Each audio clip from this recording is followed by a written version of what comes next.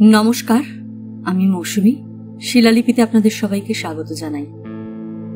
আজ থেকে শুরু করছি সাহিত্যিক চারুচন্দ্র চক্রবর্তীর লৌহ কপাট। গল্প পাঠ ভালো লাগলে শেষে একটা লাইক দিয়ে যেতে ভুলবেন না। এখনো যারা আমার চ্যানেলটা সাবস্ক্রাইব করেননি তাদের সকলের কাছে আমার অনুরোধ, প্লিজ আমার চ্যানেলটা সাবস্ক্রাইব করে নেবেন। পাশে যে বেল নোটিফিকেশনটা আছে সেটা অবশ্যই প্রেস করে দেবেন। আজ উপন্যাসের প্রথম পর্ব। কর্ণজননী কুন্তী দেবী তার সদ্যজাত সন্তানকে সাগর তরঙ্গে ভাসিয়ে দিয়েছিলেন। মহাভারতের এই করুণ কাহিনী আজও আমাদের অশ্রুসিক্ত করে তোলে। কিন্তু আমাদের মাতৃস্বরূপিণী বিশ্ববিদ্যালয় প্রতি বছর যে শত শত সন্তান প্রসব করেই অকুল পাথারে ভাসিয়ে দেন, তাদের জন্য এক বিন্দু অশ্রুও দেখা দেয় না কারোর চোখের কোণে। যদি দিত, এদের নিয়েই রচিত হতে পারত একখানা অষ্টাদশ পর্ব মহাভারত। যথা নিয়মে আমাকেও আমার স্নেহময়ী আলমা ম্যাটার গলায় একটা ডিপ্লোমার কবচ ঝুলিয়ে একদিন অদৃষ্টের হাতে ছেড়ে দিলেন। দ্বার ভাঙার জঠর থেকে নিক্ষিপ্ত হলাম ভবসমুদ্রের ঘূর্ণিপাকে। ক্ষুদ্র একটা কেরানিগিরির ভেলা জুটিয়ে দেবার মতো না জুটল কোনো খেতাবধারী মামা, কোনো মুরব্বী কৃতার্থ মেশো, কিংবা অন্তত একটি অপুত্রক শাঁসালো শ্বশুর। সম্বলের মধ্যে ছিল একটা সাদা জিনের প্যান্ট আর নীল তসরের কোট। তারই ঘর্মসিক্ত বক্ষে আশ্রয় নিয়ে ঘাটে ঘাটে ঠোক্কর খেয়ে ভেসে বেড়াতে লাগলাম। মাঝে মাঝে হাকিম শিকারের যখন প্রয়োজন হতো, সদাশয় সরকার এইসব বুভুক্ষু ভাসমান প্রাণীদের মুখের সামনে গোটা কয়েক কম্পিটিটিভ পরীক্ষার টোপ ফেলতেন। ঝাঁকে ঝাঁকে প্রলুব্ধ হতো ডিগ্রিধারীর দল। তারপর দেখা যেত টোপ গিলেছে অনেকেই, কিন্তু ডাঙায় উঠেছে দু চারজন, যারা একেবারে নির্জলা ভালো ছেলে। অর্থাৎ পরীক্ষার খাতায় যাদের মোটা নম্বর, কিন্তু পুলিশের খাতায় কোনো নম্বর পড়েনি। বন্ধুদের মধ্যে একদল ইতিমধ্যে ডাঙায় উঠেছিলেন। তাদের কেউ কেউ ভরসা দিলেন, কারো হাত থেকে বর্ষিত হল শীতল বাড়ি। তারা বললেন, এ পরীক্ষা নয়, ফাঁদ। চাকরির জন্য চাই একদল তৈলসিক্ত নতস্কন্ধ বসংবদ গুড বয়, যারা জোয়াল কাঁধে নিয়ে ছুটবে, কিন্তু কোনো অবস্থাতেই মাথাচাড়া দেবে না। সে তুমি পারবে না, এ হেন সদ্গুণ যে আমার আছে কিংবা কোনোদিন আয়ত্ত হবে, ততটা আত্মবিশ্বাস আমার ছিল না। কিন্তু অ্যাপ্লিকেশন আর ইন্টারভিউ তখন এমন বিস্বাদ হয়ে গেছে যে নেহাত মুখ বদলাবার জন্যই সরকারি পরীক্ষার টোপ একদিন গিলে ফেললাম। শ্রীকান্ত বলে গেছেন, ইংরেজ রাজত্বে ডাক্তারের প্রবল প্রতাপ। কসাইখানার যাত্রীদের পর্যন্ত জবাই হওয়ার অধিকারটুকুর জন্য এদের মুখ চেয়ে থাকতে হয়। আমি গোলামখানার যাত্রী, অতএব শুধু পিলেক্কা ডগদরি নয়, তার চেয়েও ভয়াবহ এবং ব্যাপকতর ডাক্তারির জন্য আমার এই তুচ্ছ দেহটার তলব পড়ল সর্বশক্তিমান মেডিকেল বোর্ডের দরবারে। মেডিকেল বোর্ড, জনৈক ভুক্তভোগী ক্ষীণ দেহ বন্ধু চোখের জলের ভিতর দিয়ে এ বস্তুটির নাম দিয়েছিলেন হাঁড়ি কাঠ। তারই স্নেহবেষ্টন কল্পনা করে আমার এই ক্ষীণতর গলদেশ ঘন ঘন শঙ্কিত হয়ে উঠল। বন্ধুরা সান্ত্বনা দিলেন, শুভার্থীরা দিলেন উপদেশ। কেউ বললেন, ডাম্বল ভাঁজো। কেউ কেউ পরামর্শ দিলেন, হাতি কিংবা বাইসনের চর্বি খাও। কারো বা প্রস্তাব হলো, বেরিয়ে এসো কাশ্মীর কিংবা উটকামন্ড। এদিকে সময় মাত্র 14 দিন। সকলের শেষে এলেন সবচেয়ে যিনি বিচক্ষণ ব্যক্তি, আমার বোর্ডিংয়ের ম্যানেজার হরি পান্ডা। আমার দুরবস্থা দেখে বিস্তর আফসোস করলেন। তারপর আস্তে আস্তে বললেন, একটা সোজা রাস্তা আছে, কিন্তু সে কি আপনার পছন্দ হবে? আপনারা হলেন সব। বাধা দিয়ে মিনতি করে বললাম, রক্ষে করুন হরিবাবু, এ বিপদে আপনি একমাত্র ভরসা। হরি পান্ডা একটুখানি ভেবে চুপি চুপি বললেন, আলু সেদ্ধ খান। আলু সেদ্ধ? স্রেফ আলু সেদ্ধ, আর তার সঙ্গে দুবেলা দুটো ভাত। 1 সপ্তাহ পরে আপনার সমস্ত জামাগুলো যদি না বাতিল হয়ে যায়, আমার নাম হরিপাণ্ডা নয়। অকুল সমুদ্রে কুল দেখা দিল। পড়ে রইল ডাল তরকারি, মাছ মাংস, দুধ ঘি। 14 দিন ধরে এক নাগাড়ে চালিয়ে গেলাম ভাত আর আলু সেদ্ধ, আলু সেদ্ধ আর ভাত। ম্যানেজারের অশেষ দয়া। মাসের শেষে পুরো বোর্ডিং চার্জ নিয়েই তিনি আমাকে রেহাই দিয়েছিলেন। উপদেশের মূল্য বাবদ অতিরিক্ত কিছু দাবি করেননি। কিন্তু এত সেবা, এত তোয়াজ সত্ত্বেও শরীর মহাশয়ের মন পেলাম না। তার ওজন আর ছাতির মাপ দুটোই আমার বিরুদ্ধ সাক্ষীর তালিকায় নাম দেখালো। বোর্ডের মুখ গম্ভীর হলো, কিন্তু দমে যাওয়া বলে কোনো কথা নেই ডাক্তারের অভিধানে। বিপুল পরাক্রমে আরম্ভ হলো পরীক্ষা। 3 জন লড়াই ফেরত IMS এর সমবেত আক্রমণে আমার শীর্ণ দেহের যে অবস্থা দাঁড়ালো, দুরন্ত ছেলের হাতে সেলুলয়েডের পুতুল পড়লে তারও বোধহয় অতটা দুর্গতি হয় না।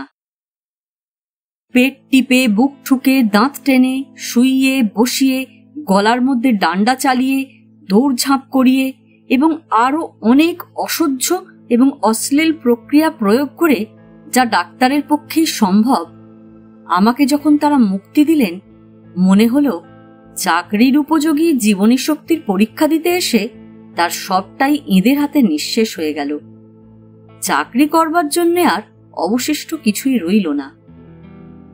কিন্তু কোন পুণ্য বলে জানি না, সম্ভবত হরিপাণ্ডার আলুপিণ্ডের কল্যাণে শেষ পর্যন্ত কসাইখানার কর্তারা প্রসন্ন হলেন। পিঠের উপর দাগ পড়ল, ফিট।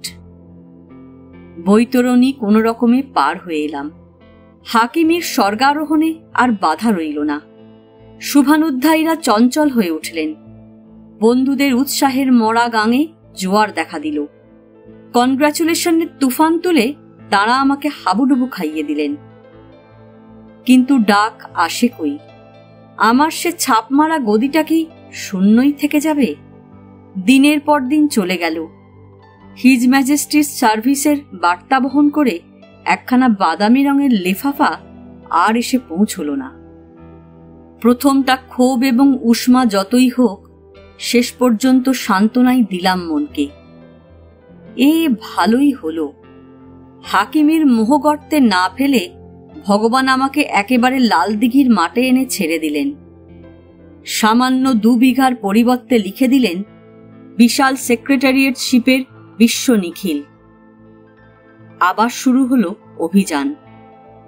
জিনের প্যান্ট আর তসরেটের কোটের গায়ে ঘন ঘন ড্রাইং ক্লিনিং এর নম্বর পড়তে লাগলো। এমন সময় একদিন খবর পাওয়া গেল, বাংলা সরকারের জনৈক মন্ত্রী গুটি কয়েক লোভনীয় চাকরির মেওয়া নিয়ে অপেক্ষা করছেন চট্টগ্রামের কোনো টিলার উপর। আমার মতো হিরের টুকরো দেখা পেলে একটা বড় গোছের মেওয়া যে সঙ্গে সঙ্গে হাতে তুলে দেবেন, সে বিষয়ে সন্দেহ নেই। একটা লম্বা চওড়া সুপারিশপত্র সংগ্রহ করা গেল। যিনি দিলেন, শুনলাম তিনি মন্ত্রীবরের বিশেষ বন্ধু, এবং সে বন্ধুত্ব প্রধানত ক্লাসিক। অতএব চাকরি সম্বন্ধে একরকম নিশ্চিন্ত হয়েই ছুটলাম চট্টগ্রামে। সুদৃশ্য বাংলো, সুবিন্যস্ত পরিবেশ, বিচিত্র বেশি প্রার্থীর ভিড়, কিন্তু মন্ত্রী সাহেবের দেখা নেই। ঘণ্টাখানেক অপেক্ষা করবার পর আবিষ্কার করা গেল যে তিনি বাংলো সংলগ্ন গোলাপ বাগিচায় প্রাতঃভ্রমণ ব্যাপোদ্দেশে একটি সুরম্য কাচের পাত্রে অর্ধফুটন্ত গোলাপের বুকের ভিতর থেকে শিশির সঞ্চয়নে ব্যস্ত আছেন। সেই দিকে চেয়ে মনে হল 64 হাজারি মসনদে বসে এইসব অক্লান্ত কর্মী মন্ত্রীদের কি কঠোর পরিশ্রমী না করতে হয়। আরও 1 ঘন্টা কেটে গেল। শেষটায় একরকম মরিয়া হই সেই গোলাপ কুঞ্জে অনধিকার প্রবেশ করে মন্ত্রী বাহাদুরকে কুর্নিশ জানালাম। তিনি সুরমা চিত্রিত মদিরাক্ষী বিস্তৃত করে আমার দিকে তাকালেন এবং সসুপারিশ আবেদনপত্র গ্রহণ করলেন। একটি সংক্ষিপ্ত বক্তৃতায় আমি তার অনুগ্রহ প্রার্থনা করলাম। মন্ত্রীবর জবাব দিলেন না। মৃদু হেসে আবার শিশির সংগ্রহেই মনোনিবেশ করলেন। তৃতীয় ঘণ্টা যখন শেষ হল, মন্ত্রীবরের সেক্রেটারির শরণ নিলাম। আবেদনপত্র সম্বন্ধে প্রশ্ন করতেই গম্ভীরভাবে ইংরাজি ভাষায় জানালেন, ডাকে জবাব যাবে। 24 বছর 7 মাস কেটে গেছে, সে ডাক এখনো আসেনি। হয়তো আরো সময় লাগবে। চাকরির দিন আর না দিন, অযাচিত এবং জ্ঞানগর্ভ উপদেশদানে কেউ কার্পণ্য করেন না। রেজিস্ট্রেশন বিভাগের বড় কর্তা বেশ খাতির করে বসালেন। দেশের বেকার সমস্যা, মেয়ের বিবাহে পণ প্রথা, প্রমোশন সম্বন্ধে গভর্নমেন্টের অবিচার ইত্যাদি বড় বড় বিষয়ে ব্যাপক আলোচনা করে অবশেষে বললেন, এক কাজ করুন, চাকরি করে আর কি হবে, তার চেয়ে চীনা বাদামের চাষ করুন না কেন? নিজে হাতে লাঙল না ধরেই তো বাঙালির এই দুর্দশা। আর দেখুন তো ওদের দেশ, লয়েড জর্জের বাপ জুতো সেলাই করত, ফোর্ড ছিল মিস্ত্রি, অথচ শিক্ষা বিভাগের এক সহকারী অধিকর্তাও একদিন অত্যন্ত ব্যথিত হলেন যখন শুনলেন যে আমি একটা সামান্য মাস্টারির জন্য উমেদার। বললেন, ইয়াং ম্যান, মুশড়ে পড়লে চলবে কেন? পল্লীগ্রামে চলে যান, ঘরে ঘরে শিক্ষা বিস্তার করুন। পড়েছেন তো শরৎ চাটুর্যের পল্লী সমাজ? বিশ্বেশ্বরী বলেছেন, আলো জেলে দে রে রমেশ, আলো জেলে দে। এখন আমাদের যুবকদের শুধু আলো জ্বালতে হবে। আবগারি থেকে পশু চিকিৎসা, জনস্বাস্থ্য থেকে মৎস্য চাষ, কোনো দপ্তরই বাদ দিই না। জুতোর সোল বদল হলো 3 বার। তসরেটের নীল কোট হয়ে গেল 500টে। 2টো অঞ্চল তখনও মারাইনি, জেল আর পুলিশ। কেন জানি না এদের সম্বন্ধে কেমন একটা আতঙ্ক ছিল। কিন্তু মানুষের ভাগ্য নিয়ে খেলা করেন যে মহা জাদুকর, তিনি বোধহয় মনে মনে হেসেছিলেন। যেদিন হঠাৎ আমন্ত্রণ জানালেন খোদ কারা বিভাগের শ্বেতাঙ্গ ইন্সপেক্টর জেনারেল এক হোমরা চোমরা লেফটেন্যান্ট কর্নেল IMS, ভয় ভয় গিয়ে দাঁড়ালাম। বিনা ভূমিকায় বললেন, তোমার কেসটা দেখলাম, ভেরি স্যাড। যাক, আমি তোমাকে নিতে প্রস্তুত আছি। এই হলো চাকরি, এই তার ভবিষ্যৎ বলে চাকরির এমন এক চিত্তাকর্ষক বর্ণনা দিলেন যেন ওটা চাকরি নয়, তার বয়স্থা অনুরা কন্যা। আমাকে যোগ্যতম পাত্র মনে করে গুছিয়ে দেবার চেষ্টা করছেন। সধন্যবাদ সম্মতি জানিয়ে চলে আসছি। ডেকে ফিরিয়ে বললেন, তোমাকে বড় কাহিল দেখাচ্ছে। You should get a healthy station. Darjeeling যাও, কি বলো? প্রচলিত নিয়মের ব্যতিক্রম হলো। আমার মতো আনাড়ির রং রুটের কোনো একটা সেন্ট্রাল জেলে কয়েক বছর শিক্ষানবিশি করবার কথা। দার্জিলিং এর মতো ছোট জায়গা আমার প্রাপ্য নয়। এক ক্ষান্ত বর্ষণ শারদ সন্ধ্যায় শুরু হলো অভিযান। চললাম মেঘমায়ার দেশে। যা হোক একটা আশ্রয় জুটল, ক্ষুদ্র হোক বৃহৎ হোক, একটা অবলম্বন। অবসান হলো উদ্বেগময় অনিশ্চয়ের। এসব কথা যে সেদিন মনে হয়নি তা নয়, কিন্তু সমস্ত ছাপিয়ে মনের মধ্যে জেগে উঠল কেমন একটা ভয়। অপরিচিত ভবিষ্যৎ। ঝাঁপ তো দিলাম, কে জানে কি আছে তার রহস্যময় অন্ধকার গর্ভে। GBS এর নাটকে যেমন প্রিফেস, সরকারি চাকরির তেমনি প্রবেশন। মূল বস্তুর পুরোপুরি রসগ্রহণ করতে হলে উভয়ই অবশ্য লঙ্ঘনীয়, কিন্তু লঙ্ঘন পথ কিঞ্চিত কণ্টকময়। সকলের কথা জানি না, প্রবেশনার জীবনের ইতিহাস বিচিত্র হওয়াই স্বাভাবিক। নিজের সম্বন্ধে এইটুকু শুধু বলতে পারি, এই পথটা পার হতে গিয়ে কণ্টকের আস্বাদ যা পেয়েছি সেটা মিশ্র রস। আঘাতের সঙ্গে মেশানো কৌতুক, খোঁচার সঙ্গে পরিহাসের প্রলেপ। গিরিন্দা বলেছিলেন, চাকরি গ্রন্থের প্রথম পাঠ হল সেলাম। ওই বস্তুটি ঠিক সময়, ঠিক জায়গায় এবং ঠিক মতো যদি ঠুকতে না পারো, সারা জীবনটা কপাল চুকেই কাটাতে হবে। বহুদর্শী বান্ধবের এই মূল্যবান উপদেশ আমি অবহেলা করিনি। শুনলাম, মনিব আমার একাধিক, তার জন্য দুশ্চিন্তা কিসের? One can not please everybody. এটা হচ্ছে সেই দেশের দর্শন যেখানে দেবতা নেই। আমাদের দেশে দেবতার সংখ্যা 33 কোটি।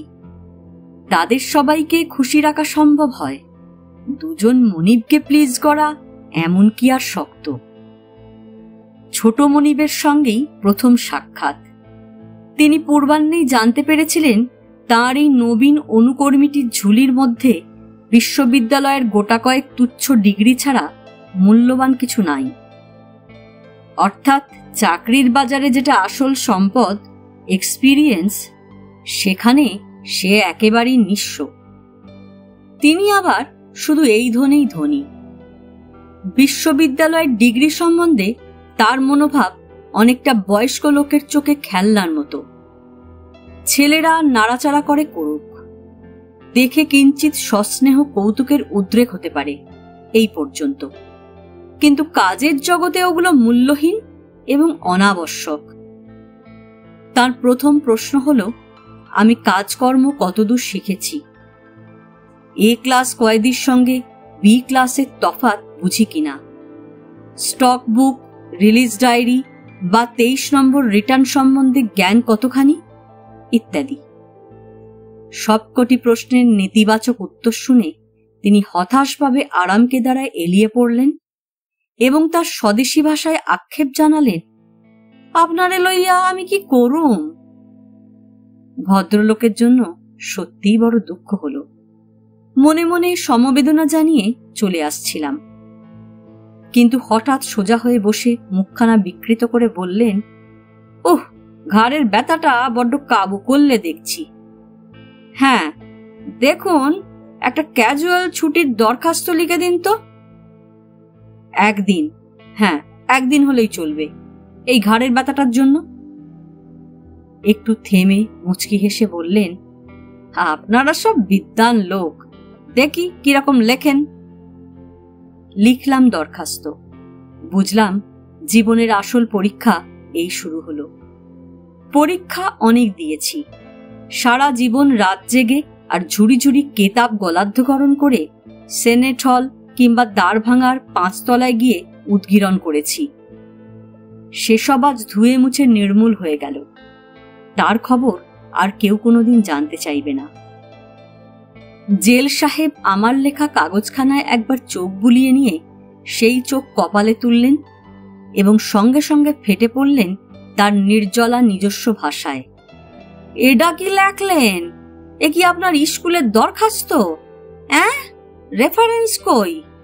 Official correspondence? প্রথমে চাই রেফারেন্স। ওটাও কি আপনি শেখেন নাই? নেন, লেখেন। আমি কাগজ কলম নিয়ে তৈরি হলাম। মনিব ডিকটেশন দিলেন, honoured sir, with reference to the pen on my neck dated. দাঁড়ান, ক্যালেন্ডার দেখে বললেন, dated the 28th instant. I have the honour to state. ব্যাস, এইবার লেখেন একদিনের ছুটি চাই। শেষে লাগাবেন, I have the honour to be sir your most obedient servant. বুঝলেন? সরকারের অশেষ কৃপা। শুধু চাকরিই দেননি, তার সঙ্গে দিয়েছিলেন একখানি বাসা। শুধু রাজকন্যা নয়, তার সঙ্গে অর্ধেক রাজত্ব। ছোট্ট একখানি বাংলো, পেছন দিকে পাথরের পাঁচিল ঘেরা। পাইন বনের ভিতর দিয়ে এঁকে বেঁকে উঠে গেছে পিচ ঢালা পথ, মিশেছে গিয়ে ভিক্টোরিয়া রোডের সঙ্গে। সামনেও নেমে গেছে সর্পিল রাস্তা, হারিয়ে গেছে গভীর উপত্যকার অদৃশ্য গর্ভে। বাড়ির ঠিক গায়ে একফালি জমি, যার মালিকানা সত্ত্ব আমার, কিন্তু দখলি সত্ত্ব ভোগ করছিল পাড়ার যত ছোট ছোট পাহাড়ি ছেলে মেয়ের দল।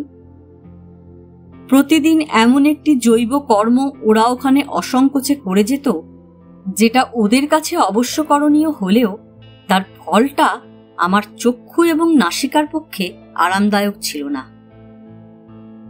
শিক্ষানবিশির ফাঁকে ফাঁকে আমার প্রচুর অবসর।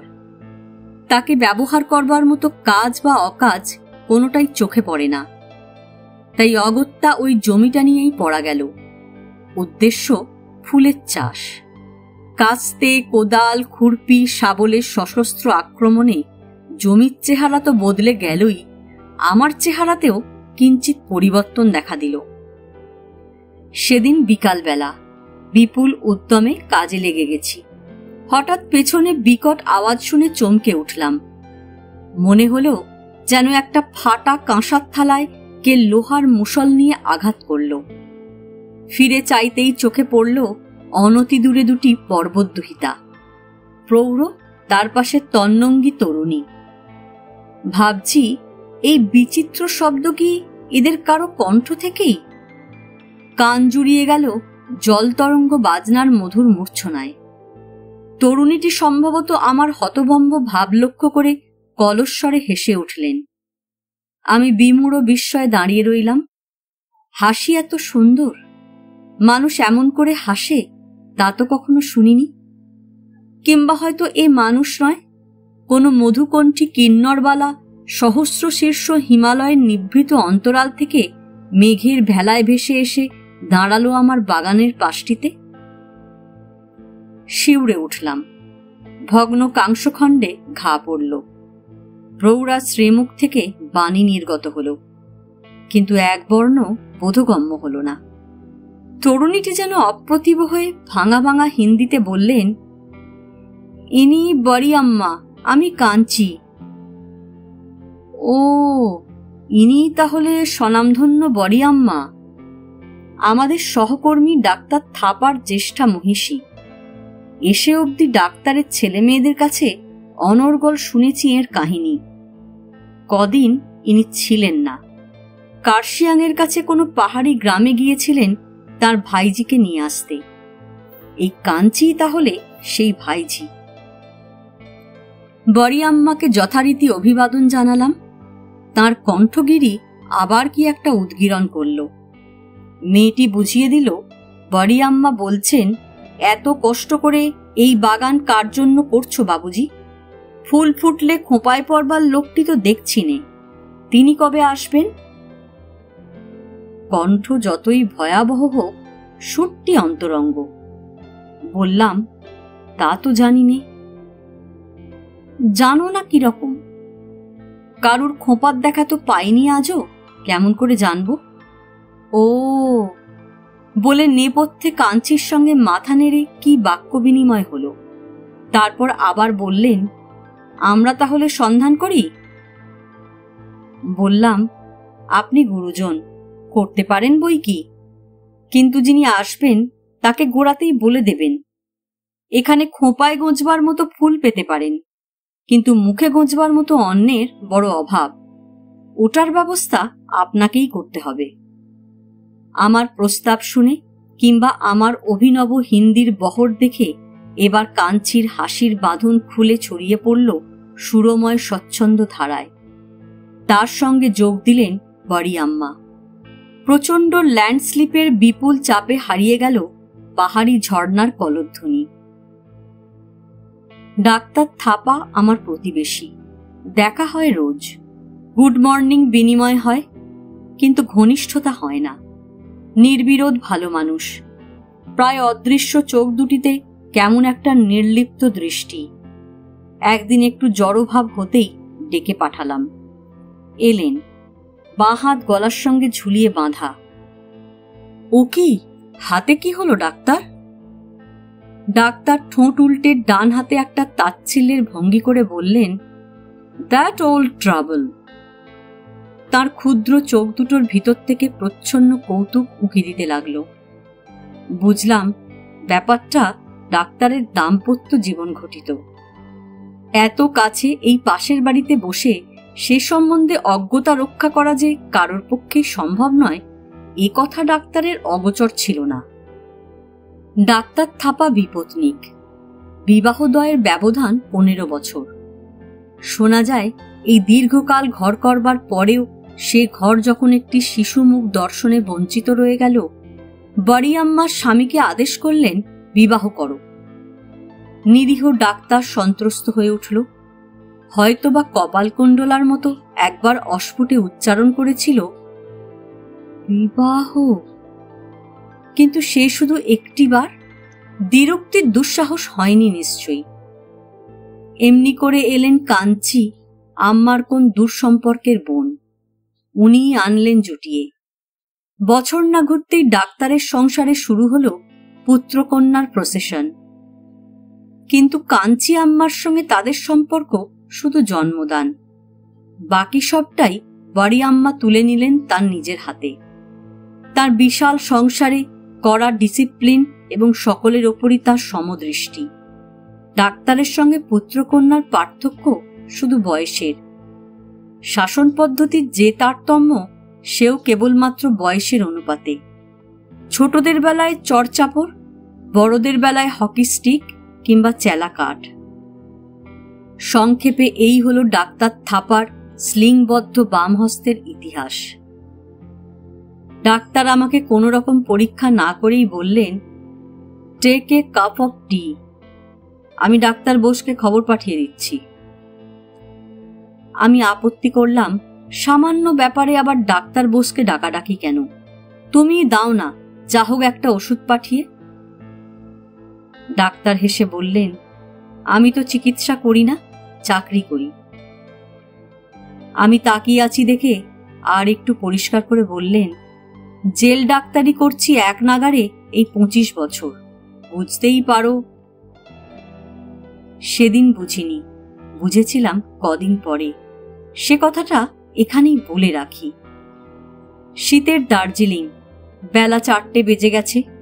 অফিসের দোতলায় বসে একটাকে রিটার্ন করবার চেষ্টা করছি। ঘরের কোণে চিমনি জ্বলছে, অর্থাৎ সরকারি বরাদ্দ মতো কাঠ পোড়াতে হয়, তাই পুড়ছে। কিন্তু তার ফলাফল সম্বন্ধে কেউ উৎসুক নয়। প্রত্যেকের টেবিলের পাশেই একটা করে লোহার তোলা উনুন, তার মধ্যে জ্বলছে কাঠ কয়লা। 2 আঙুল কাটা দস্তানা পরে একটু লিখছি আর হাতটা সেঁকে নিচ্ছি। একটা বাঁশির টানা সুর কানে এলো। সঙ্গে সঙ্গে চারিদিক থেকে উঠল তার প্রতিধ্বনি। তীক্ষ্ণ কর্কশ হুইসেলের ঘন ঘন আর্তরব। মিনিট 2-এর মধ্যেই জেল গেটের পেটা ঘণ্টাটাকে কে প্রাণপণে পিটোতে শুরু করে দিল। ব্যাপার কি অনুমান করার আগেই হন্তদন্ত হয়ে ছুটে এলো এক সেপাই। বুট ঠুকে সেলাম করে বলল, পাগলি হো গিয়া। পাগলি হো গিয়া? কে পাগল হলো? নেহি নেহি কই নেহি, পাগলি ঘন্টি, অ্যালার্ম।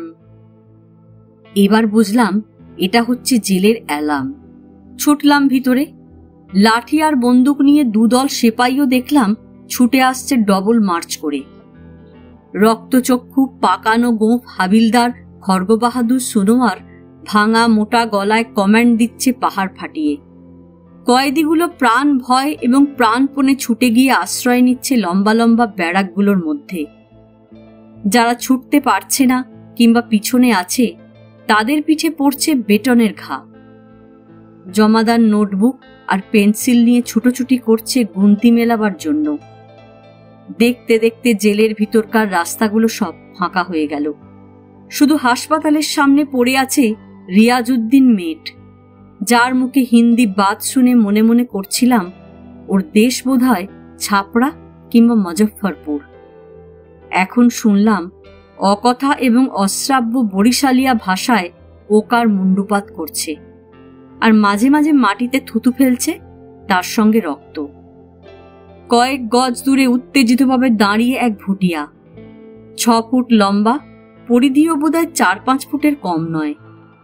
2 জন ওয়ার্ডার তাকে দুদিক থেকে ধরে আছে, আর কথা বলতে গেলেই বেটন। এমন সময় জেলার সাহেব তার বিপুল দেহ নিয়ে হাঁপাতে হাঁপাতে এসে পৌঁছলেন এবং 2-একটা কথা শোনবার পরই তার হাতের লাঠিখানা ভেঙে ফেললেন ভুটিয়ার পিঠের উপর। তারপর অক্লান্ত হয়ে বসে পড়ে হুকুম দিলেন, ডিগ্রি মেলে যাও। ভুটিয়াকে সেলে নিয়ে যাওয়া হলো। ঘটনাটা যা শুনলাম সত্যি পাগলি হবার মতো। ডাক্তার থাপা 15 বছর জেলে চাকরি করার পর দীর্ঘ অভিজ্ঞতা থেকে আবিষ্কার করেছিলেন, মানুষের যত রকম ব্যাধি আছে তাদের দুটো দলে ভাগ করা চলে, বুখার আর পেট গড়বড়। ম্যালেরিয়া, টাইফয়েড, বসন্ত, নিউমোনিয়া এসব হলো বুখার, আর কলেরা, ডিসেন্ট্রি, ডায়রিয়া, কোলাইটিস এগুলো হচ্ছে পেট গড়বড়। রোগ শ্রেণীভুক্ত হবার পর চিকিৎসাও সরল হয়ে যায়। অনাবশ্যক জটিলতা না বাড়িয়ে এই দুদল রোগের জন্য তিনি দুটি মাত্র মিক্সচার ঠিক করে দিলেন, কুইনাইন আর কার্মিনেটিভ, একটা সাদা দাওয়াই আর একটা লাল দাওয়াই। ডাক্তার থাপাকে কোনো কম্পাউন্ডার দেওয়া হয়নি। নিজস্ব হিন্দিভাষী বরিশালিয়া মেট রিয়াজউদ্দিনই ছিল তার হাসপাতালের পিয়ন, চাপরাশি, নার্স এবং কম্পাউন্ডার। তার উপরে ডাক্তারের নির্দেশ ছিল, রোগীদের রোগের ফিরিস্তি শোনবার দরকার নেই, স্রেফ দেখতে হবে সে কোন দলে পড়ে, বুখার না পেট গড়বড়। যদি বুখার হয় সাদা দাওয়াই, আর পেট গড়বড় হলে লাল। হাসপাতালে ডাক্তারের আবির্ভাব সকালে মাত্র 1 ঘন্টা, এবং তখন তার একমাত্র কাজ সংবাদপত্র পাঠ, বাকি সব রিয়াজউদ্দিন। দিনে 2 বার করে তার ওষুধ বিতরণ, সকাল 9টা আর বিকেল 4টা। রোগীরা জড়ো হলেই যুদ্ধ শিবিরে সেনাপতির মতো তার হুঙ্কার শোনা যায়, বুখারওয়ালা ইধার बैठो, পেট গড়বড় উধার যাও। শিক্ষাপ্রাপ্ত সৈন্যদলের মতো লোকগুলো সঙ্গে সঙ্গে নির্দিষ্ট লাইনে আলাদা হয়ে যায়। রিয়াজউদ্দিন মাঝখানে দাঁড়িয়ে হাঁক দেয়, মুখ তোলো, এবং তারপরেই শেষ কমান্ড, হাঁ করো। রোগীরা আকাশের দিকে হাঁ করে বসে থাকে, আর দুটো প্রকাণ্ড বোতল থেকে খানিকটা করে তরল পদার্থ হঠাৎ হঠাৎ করে তাদের মুখগহ্বরে ঢেলে দেওয়া হয়। তারা নিঃশব্দে বোধহয় খুশি হয়েই চলে যায়। বছরের পর বছর ধরে রিয়াজউদ্দিন মেট এমনি করেই তার প্রভুর নির্দেশ বিশ্বস্তভাবে পালন করে আসছে, হয়তো আরো কত বছর পালন করত। কিন্তু কি ছিল বিধাতার মনে, হঠাৎ একদিন বোতল বদল হলো। বুখারের দল সেদিন বেজায় খুশি, কুইনাইন গোলার বদলে পেয়ে গেল মিষ্টি কার্বিনেটিভ। কিন্তু অদৃষ্ট মন্দ ছিল পেট গড়বড় দলের, তারা জানালো প্রতিবাদ। তাদের মধ্যে ছিল এক ভুটিয়া, সে তার নিজস্ব ভাষায় মেটকে দিল গালাগালি। মেট কথা না বুঝলেও সুরটা বুঝল, এবং সে গালি শুদ্ধ ফিরিয়ে দিল তার পেটেন্ট বরিশালিয়া হিন্দিতে। তারপর যে সরস সম্ভাষণ ও প্রতিভাষণ শুরু হলো, সে দৃশ্যের আর একটিমাত্র দৃষ্টান্ত আছে পৃথিবীর ইতিহাসে, টাওয়ার অফ ব্যাবেলের মাথার উপর। ভুটিয়া স্বল্পবাক জাতি, মুখের চেয়ে হাতের ব্যবহার তাদের কাছে বেশি প্রশস্ত। লোকজন ছুটে এসে দেখল এই পতন কার্যে মেট সাহেবের 4টি দন্ত তার অনুগমন করেছে।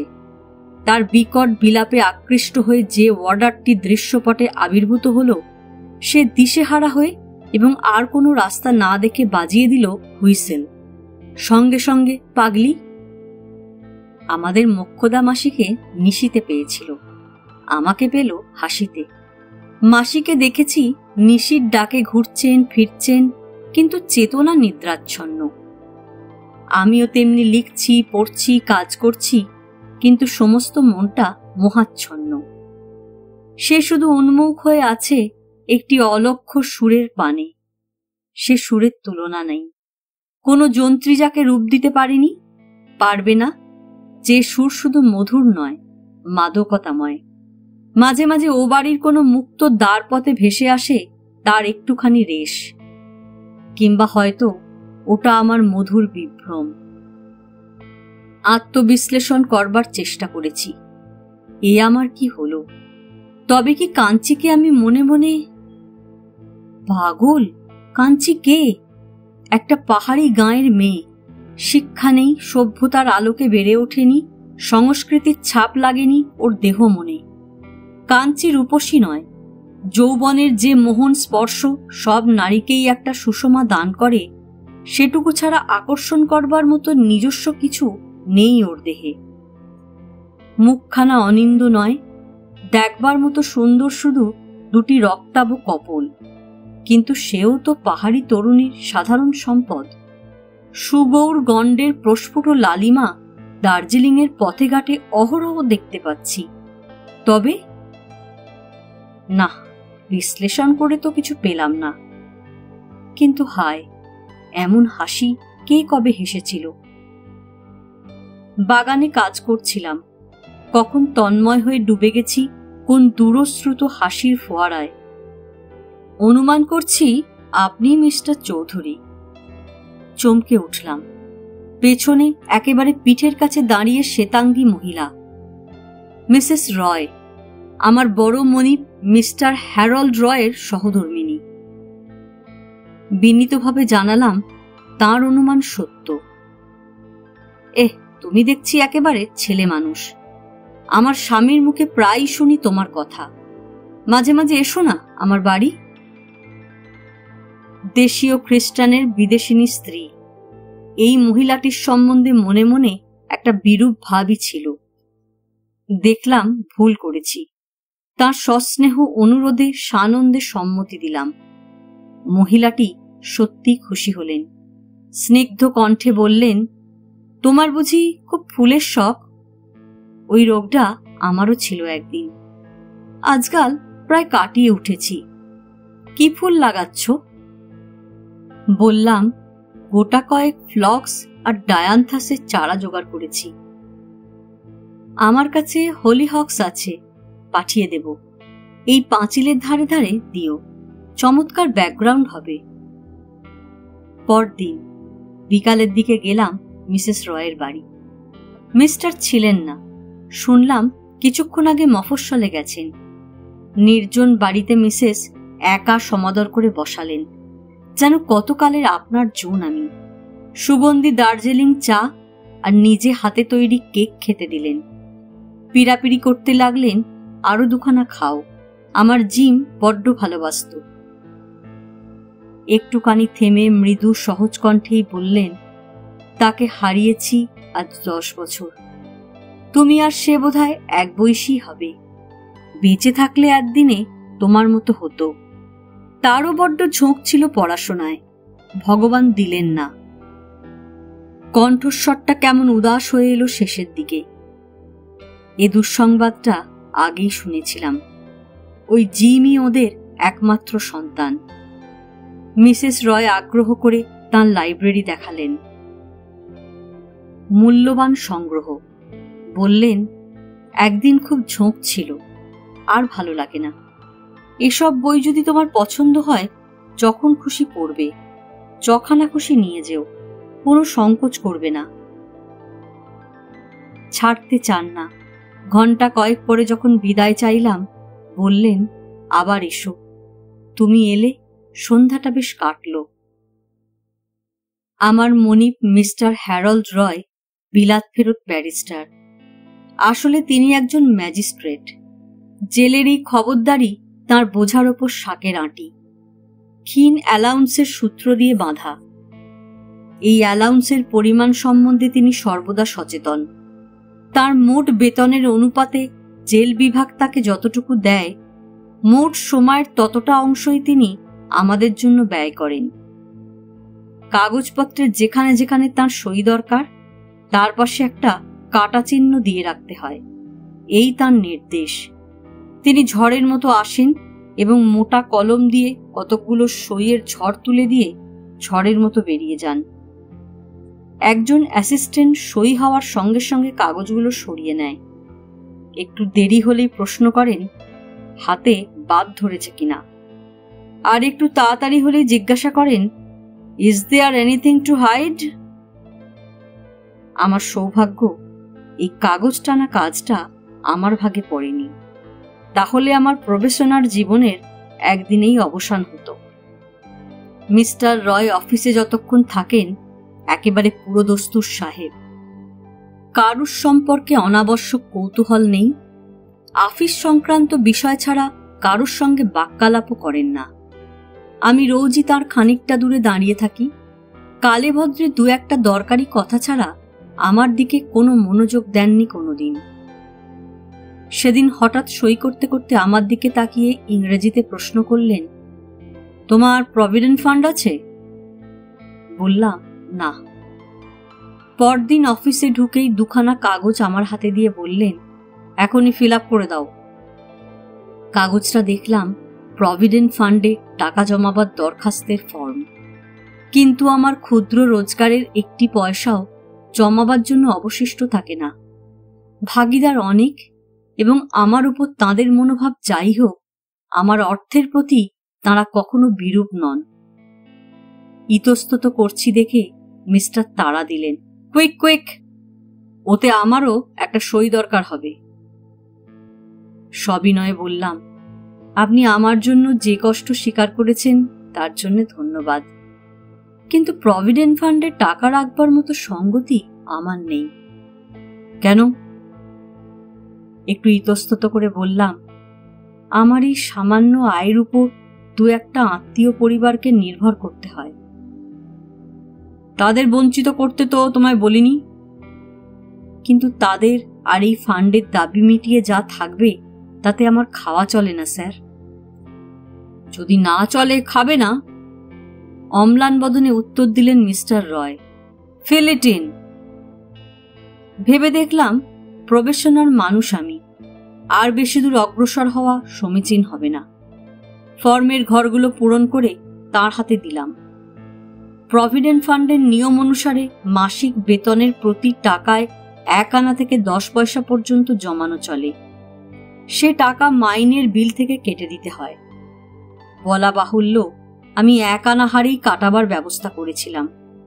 উনি সেই অঙ্কটা বদলে 10 পয়সা হারে যা হয় তাই বসিয়ে দিলেন।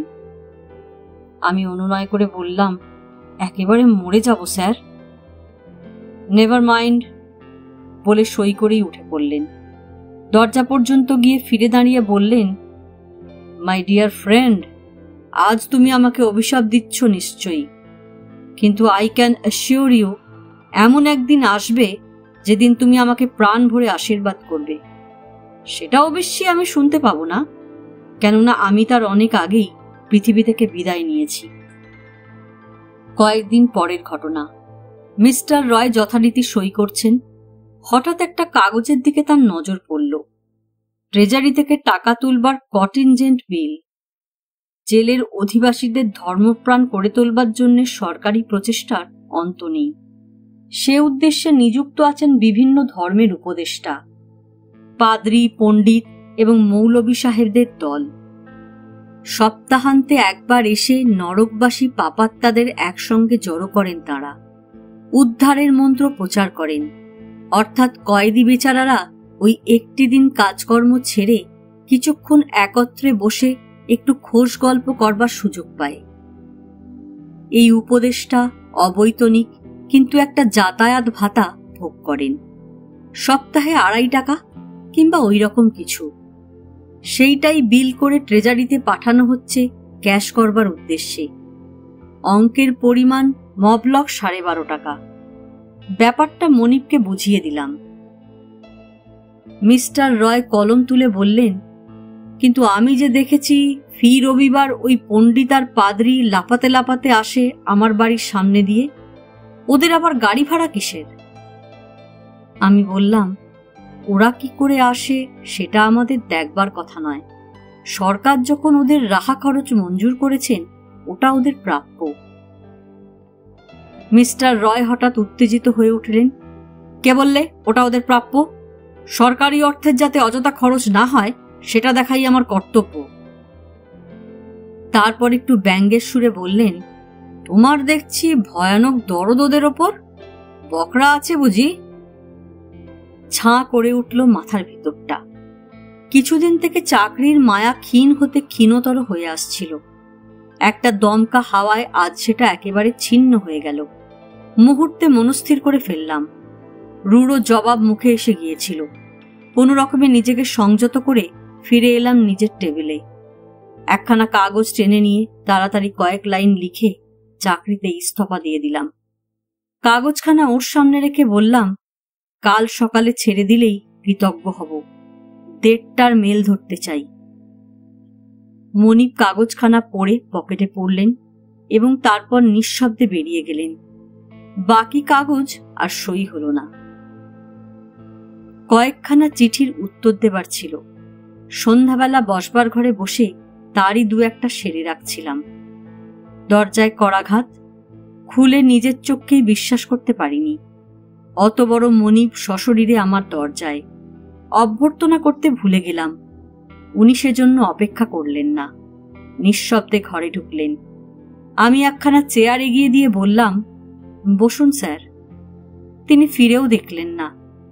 ঘরের চারদিক ঘুরে দেওয়ালে টাঙানো ছবিগুলো দেখতে লাগলেন। একখানা ছবি দেখিয়ে বাংলা ভাষায় প্রশ্ন করলেন, ইনি কে? এই প্রথম বাংলা শুনলাম মিস্টার রয়ের মুখে। বললাম, আমার বাবা। বেঁচে আছেন? না। রক্ষা পেয়েছেন? বলে কটমট করে তাকালেন আমার দিকে। আমি নিঃশব্দে দাঁড়িয়ে রইলাম। একটা চেয়ার টেনে বসে বললেন, তোমার বয়স কত? বয়স বললাম। আমার একটা ছেলে ছিল, ঠিক তোমার বয়সী, বেঁচে নেই। ভগবানকে ধন্যবাদ দিই সেজন্য। কেন বুঝতে পারছো? আমি উত্তর দিলাম না।